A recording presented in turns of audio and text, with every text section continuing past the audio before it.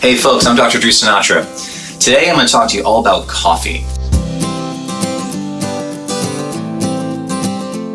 We drink it partly because of the flavor, the aroma, the routine that we have with it in the morning or in the afternoon, and primarily we drink it because of the caffeine properties that it exerts on us, which is more of these cognitive effects. Now, you may have been told that coffee is not good for you.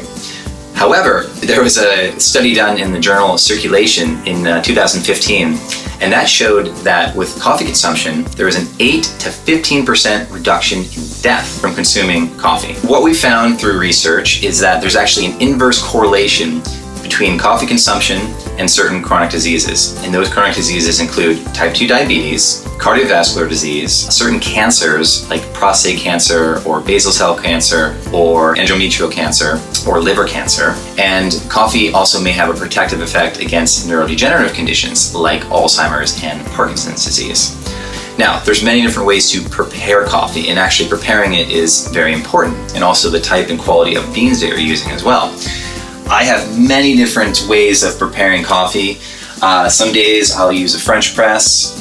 Other days I'll have like a pour-over coffee. And most days, if I have the time, I'll use this AeroPress. It's a very clean taste. It tastes so fresh, and it's actually fun to make as well.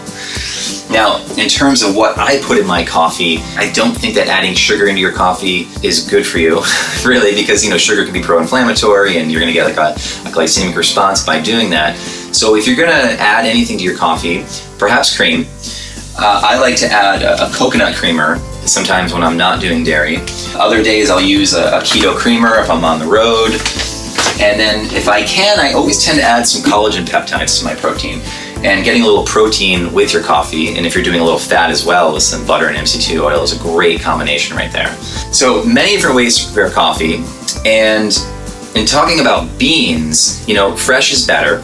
And I'm not sure if you're aware of this, but a lot of different beans out there, they spray heavily with pesticides and herbicides. So you always want to buy organic, number one. And number two, you may want to look into a brand that is low in mycotoxin count, which is low in a mold count. With all this information that I've given you today, if you don't drink coffee, does this mean that you should?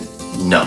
But if you do drink coffee and you really enjoy drinking your coffee every day, continue doing it because there are health benefits to drinking it.